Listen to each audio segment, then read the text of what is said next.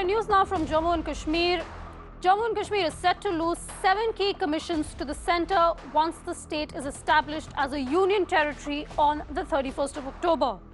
Sources told the Times Network that the 7 commissions include the Jammu and Kashmir Human Rights Commission, the State Information Commission and Commission for Women and Child Rights. These bodies will be closed as they are allegedly defunct over the years and were wasting taxpayer money. Right, my colleague Mir Farid is going to join us in just a bit and take us through the details of this. But with Jammu and Kashmir set to become a union territory, there is going to be a major rejig in some of the establishment of the commissions that are present in the state. Now, it is set to lose 7 key commissions after the 31st of October. That is the date when it is established as a union territory. Now, sources have told Times Network that 7 commissions, including the Jammu and Kashmir Human Rights Commission, the State Information Commission and Commission for Women and Child Rights, will soon be defunct. My colleague Mir Farid now joins me live from Srinagar. Farid, good afternoon. Could you just take us through the modalities of what this means and why exactly the government has decided to go for this move?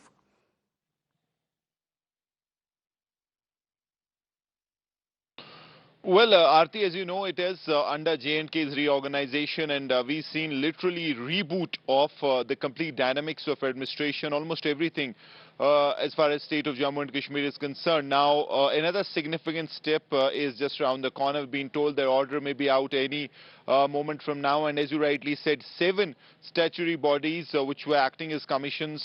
You name them all: the Jammu and Kashmir Human Rights Commission, the State Electricity Regulatory Commission, then you had J&K Information Commission, Accountability Commission, J&K State Women's and Child Rights Commission, Redressal State Commission for Disabilities. All these commissions will be abolished, and which is really another historic step. We've seen so many of such steps ever since Article 35A. That was in itself historic, and then post that there have been several laws that have been scrapped. You now have these commissions which will be defunct. Not that they were already working, they were in many ways defunct because they were seen as they were literally feeding on taxpayers' hard-earned money, and had become, I won't really talk of a single regime, almost every regime, be it NC Congress, PDP Congress, or even PDP BJP, these commissions were used to rehabilitate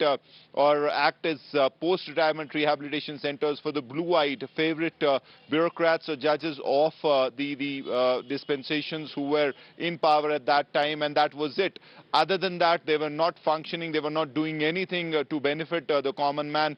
You had these people who were enjoying protocol, but if you look at the output, or if you look at the what they have done in all these years so that people would get benefit, there's not a lot that has happened. So people would obviously be happy, because this will mean that a lot of taxpayers' hard-earned money won't be wasted on these commissions, and that is another step that has been taken by the government of India. All these commissions which were made by successive government, as I said, some were made by the PDP Congress coalition, then you had the NC Congress, they also made some of these commissions, but if you look at the output, it was close to zero. So clearly another massive step that has been taken, J&K reorganization as they name it, and come 31st of October, it will be officially turned into a union territory, and at that day, most of the laws that were governing this state and most of the other modalities, everything will change come 31st. But this is a major step as far as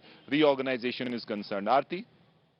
That's right, 7 commissions set to be wrapped up now. All of this, of course, is part of the Jammu and Kashmir Reorganization Act. Farid, thanks so much for joining us with all those details.